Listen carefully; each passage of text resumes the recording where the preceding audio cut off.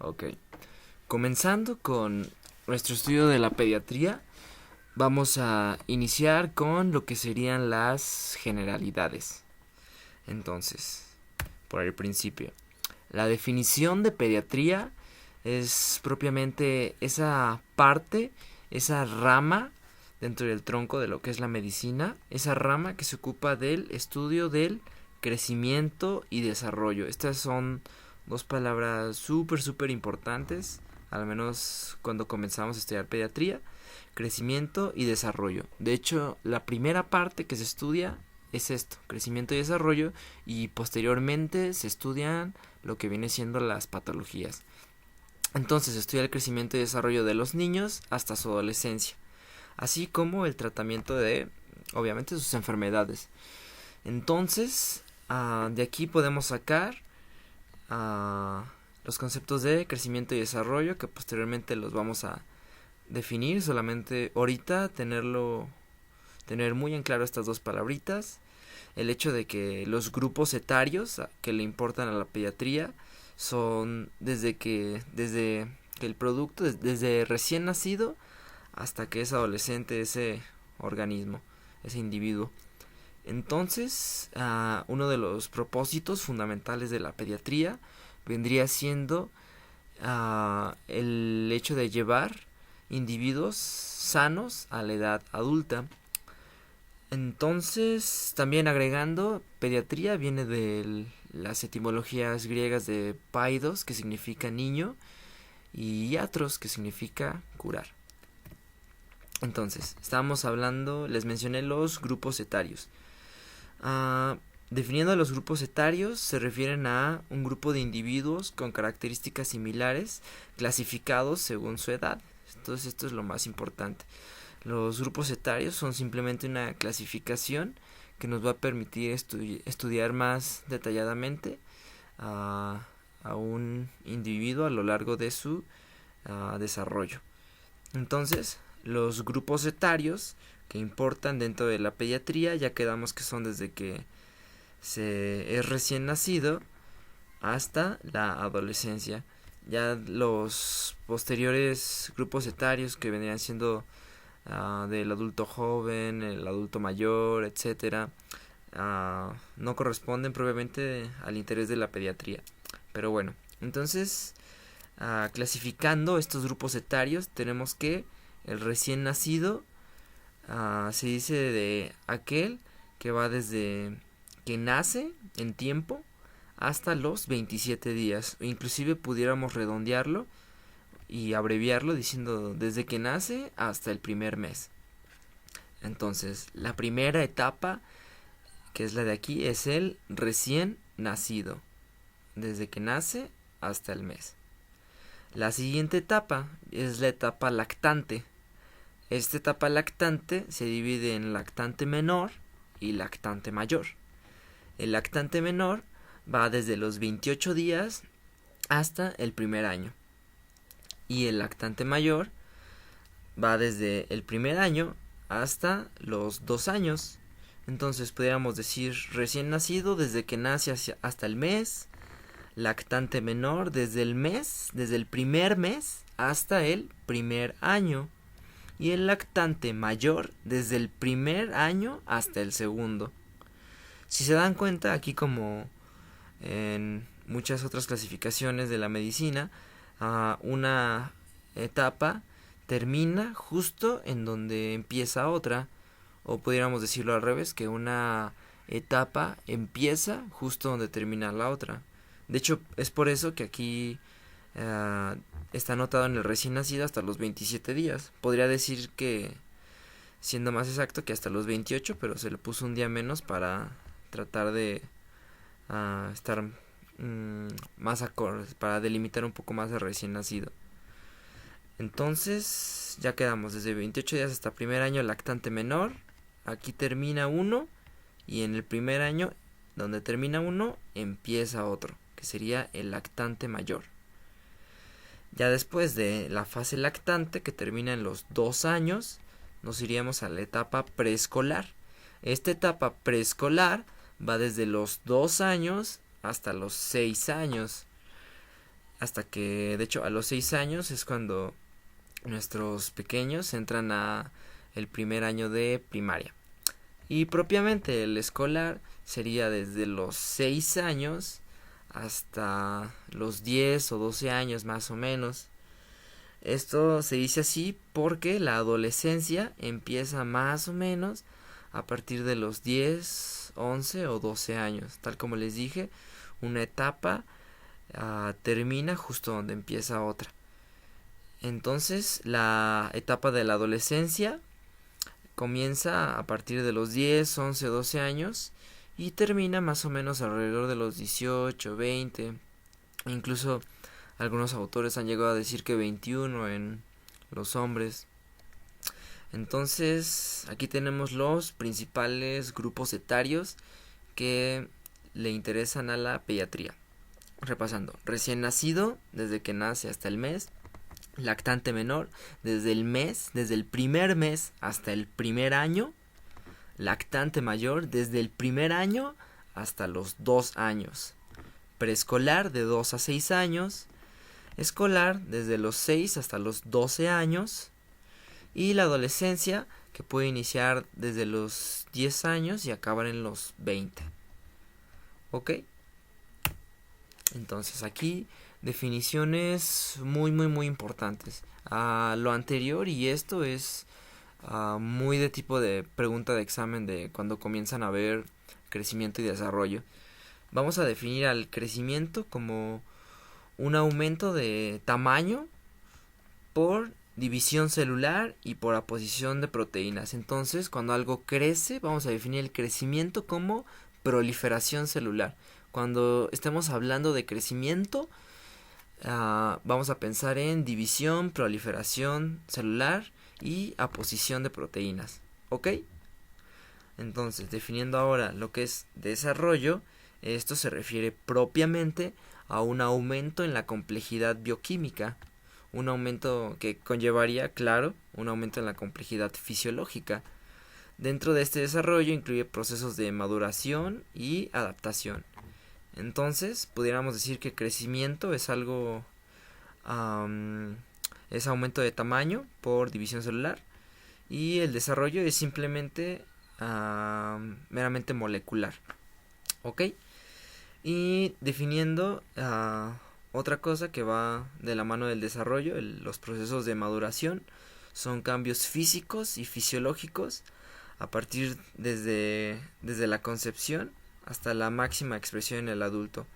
Entonces, desde que se concibe un ser en el útero, conforme se va desarrollando a través de esos 9 meses, hasta que nace, pasa por los grupos etarios y llega a la adultez, ocurre un cierto proceso de maduración en ese organismo, en todos sus órganos, en todos sus tejidos.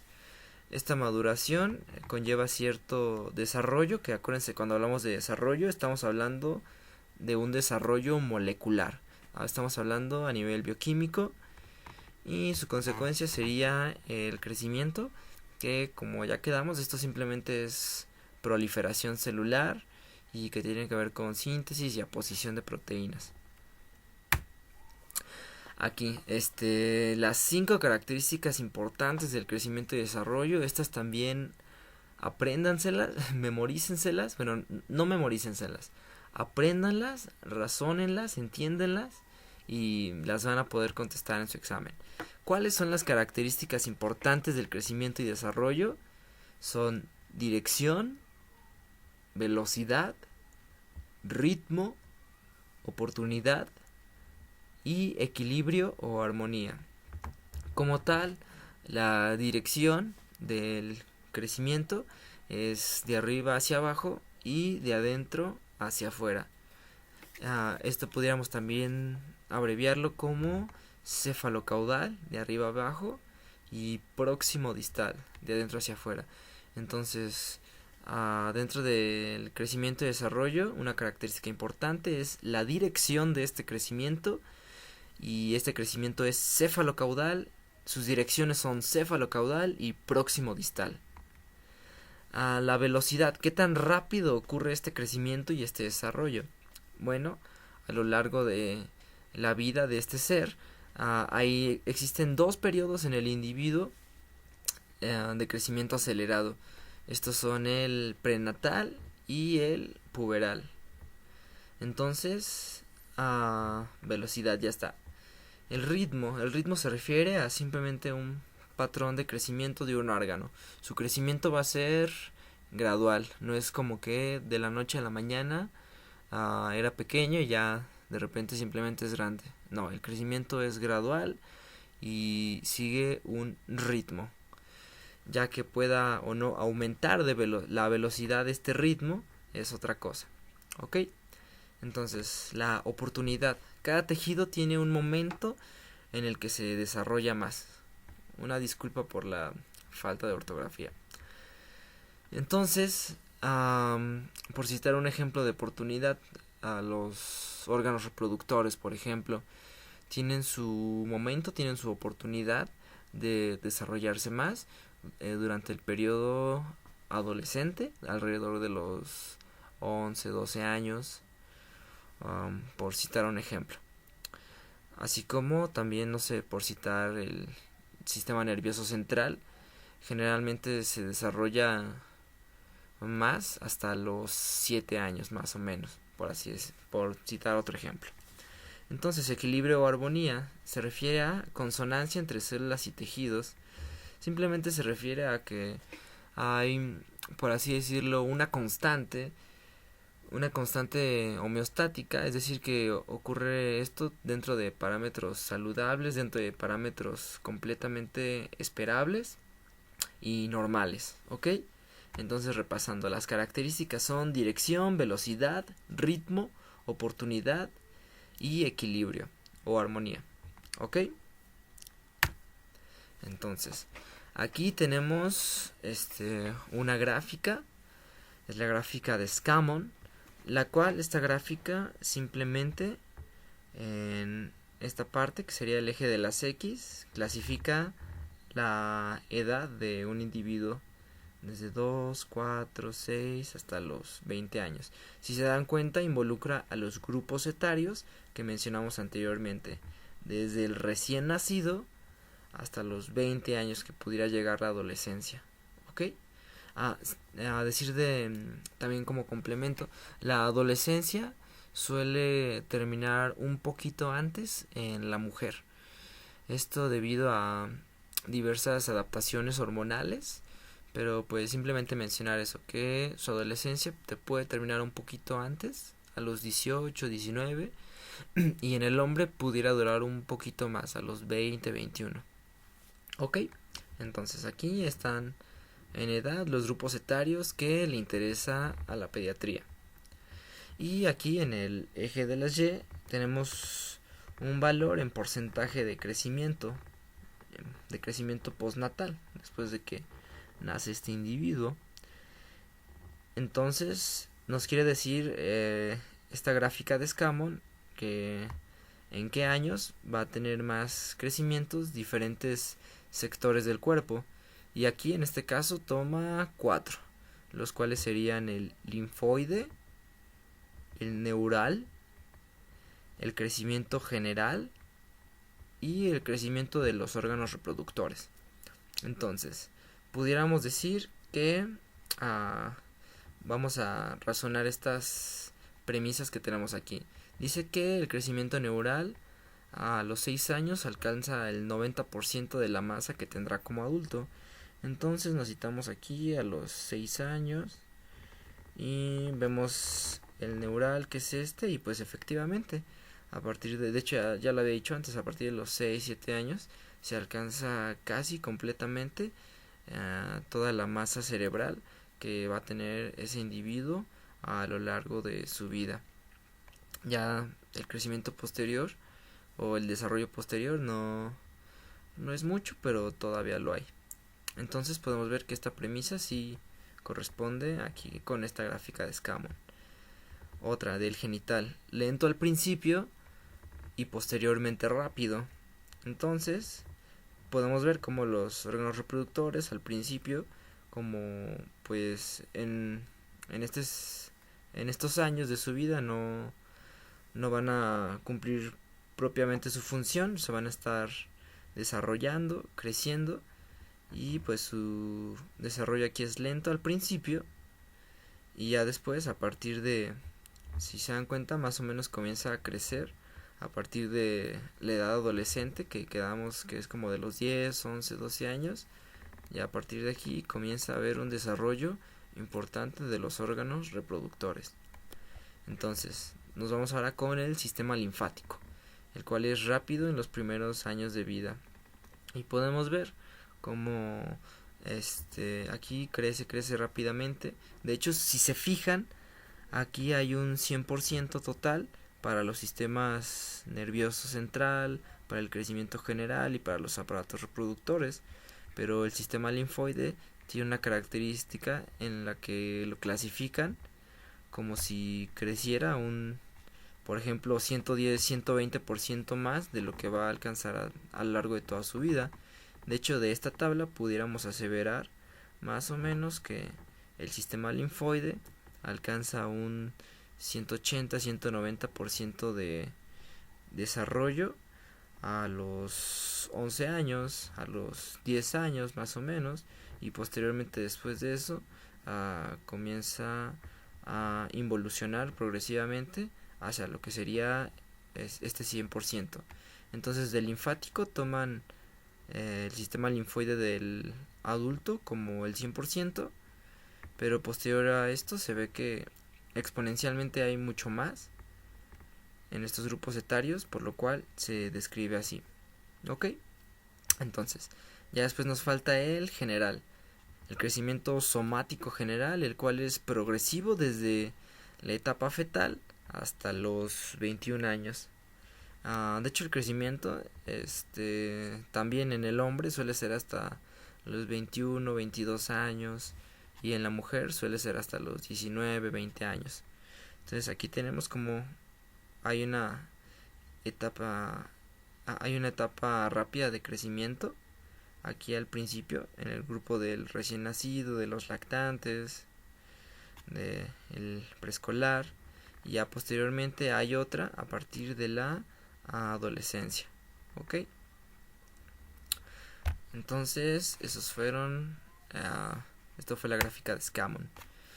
Y pues ya para terminar, hay factores implicados en el crecimiento.